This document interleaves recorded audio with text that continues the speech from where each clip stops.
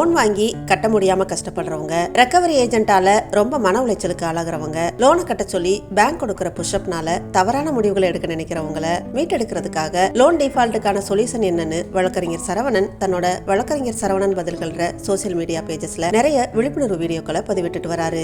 Loan default ஆனா என்ன செய்யறதுன்னு கவலைப்படுறவங்க வழக்கறிஞர் சரவணனோட இந்த வீடியோக்களை பார்த்து தெரிஞ்சுக்கோங்க. வழக்கறிஞர் சரவணன் இந்த பதிவுல லோன் கட்டாம இருக்கிறது மட்டும்தான் தப்பா, லோன் கட்ட சொல்லி டிஃபால்ட்டருக்கு கொடுக்கப்படுற லோன் ஹராஸ்மெண்ட் தப்பான்றத பத்தி விளக்கம் அளிச்சிருக்காரு. அது மட்டும் இல்லாம லோன் அப்ரூவல் பண்ற விஷயத்துல பேங்க் எடுக்க வேண்டிய ஸ்டெப் என்ன, லோன் கொடுக்கறதுக்கு முன்னாடி பேங்க் என்னெல்லாம் செய்யணும்ன்றத பத்தி ரொம்ப விளக்கமா சொல்லியிருக்காரு.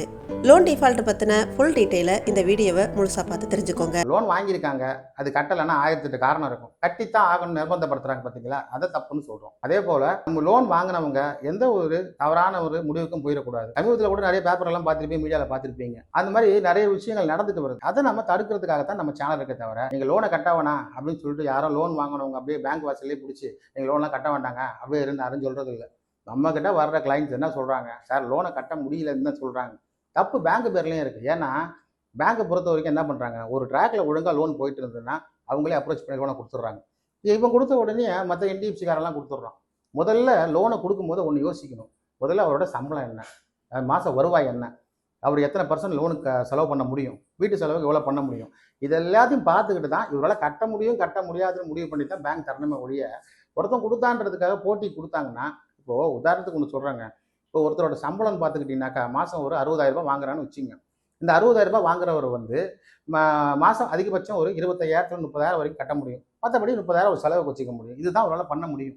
இப்போ லோன் கொடுக்குறாங்கன்ற பேர் வழியில் அவருக்கு மேலே மேலே லோனை கொடுத்துட்டு ஒரு 2.5 லட்ச ரூபாயை நீங்கள் ஆக்கிட்டீங்கன்னு வச்சுங்களேன் இஎம்ஐ, அவரால் எப்படி கட்ட முடியும்?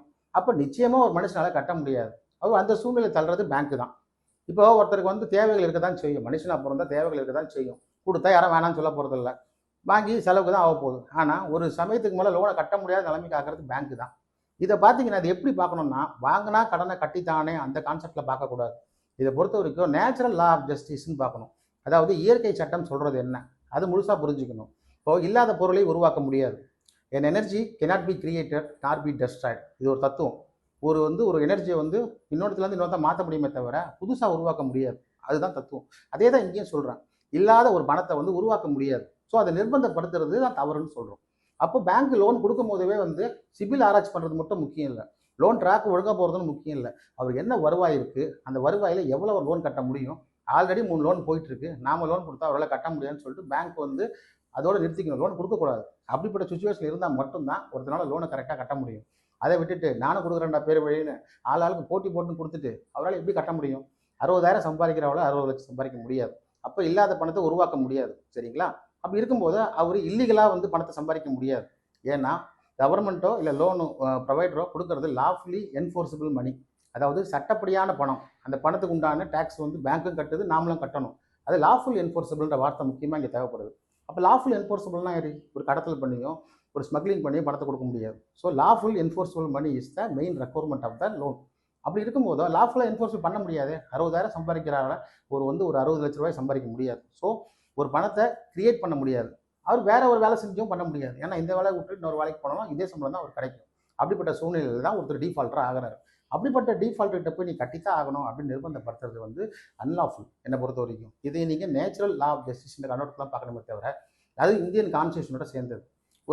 நம்ம இந்திய அரசியலமைப்பு சட்டம் என்ன சொல்லுது, அதாவது ஒருத்தரை வந்து நிர்பந்திக்கக்கூடாது, வாழ்வதற்கு உரிமை இருக்குது, அவர் நிர்பந்தப்படுத்தி எதுவும் பண்ணக்கூடாது, அவர் தனிப்பட்ட பொருட்களையோ உடைமையோ பறிக்கக்கூடாதுன்றதான் வந்து இந்திய சட்டம் சொல்லுது, கான்ஸ்டியூஷன்லாம். அப்படி இருக்கும்போது நீ நிர்பந்தப்படுத்துறதோ, ஒருத்தரை வந்து நீ கொடுமைப்படுத்துறதோ, இல்லை அவரை வந்து தகாத வார்த்தையில் பேசுகிறதோ, அவர் வாழ உரிமை இல்லாமல் பண்ணுறதோ வந்து அகேன்ஸ்ட் கான்ஸ்டியூஷனல் ரைட்டு. எந்த ஒரு சட்டம் நிலைச்சு நிற்கும்னா இந்திய அரசியலமைப்பு சட்டத்துக்கு எதிராக இருக்கிற எந்த சட்டமும் தோற்று போகும். இந்திய அரசியலமைப்பு சட்டம் மட்டும்தான் ஜெயிச்சு நிற்கும். அதுதான் வலிமையான சட்டம். அப்படி இருக்கும்போது அந்த மாதிரி பாதிக்கப்படுறவங்க நம்மகிட்ட வரும்போது லோன் ஹாரஸ்மெண்ட்டு, அது மாதிரி தொந்தரவு கொடுக்குறது, ஃபோன் மூலமாக பண்ணுறது. இப்போ பார்த்தீங்கன்னா இன்றைக்கி இருக்கிற டாக்டிஸ் என்ன, சொந்தக்காரங்களுக்கு ஃபோன் பண்ணுறது, பக்கத்து வீட்டுக்காரங்க ஃபோன் பண்ணுறது, அவனுக்கிட்ட போய் லோனை கட்டு, இவனுக்கிட்ட போய் லோனை கட்டுன்னு சொல்லிட்டு மிக கேவலமான வேலை தான் இந்த கலெக்ஷன் ரெக்கவரி அப்படின்னு பார்த்துக்கிட்டு இருக்காங்க.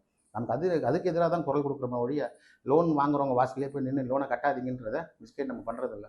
பாதிக்கப்பட்டவங்க, அதாவது சட்டத்துக்கு புறமாக நடக்கிறவங்க, ஒருத்தரோட மனித உரிமையில் தலையிடுறவங்க, அதை ஃபோன் பண்ணி தகாத வார்த்தைகள் பேசுகிறவங்க, இதுக்குண்டான ரெமிடி மட்டும்தான் நம்ம வழக்கறிஞர் சரவணன் பதில்கள்ன்ற இந்த யூடியூப் சேனல் சொல்லிக்கிட்டு இருக்கோம். லோன் கட்டி அதனால் பாதிப்பு அடைஞ்சவங்களுக்கு நம்மளால் என்ன சட்ட வழிமுறைகள் இருக்கின்றத சட்டத்தோட அதோடு சேர்த்து என்னென்ன சாராம்சங்கள் பொருந்தி இருக்கின்றத நாம் அவைலபிள் எனாக்டட் லாஸில் என்ன இருக்கின்றத எடுத்து சொல்கிறத நம்ம சேனலோட நோக்கம்.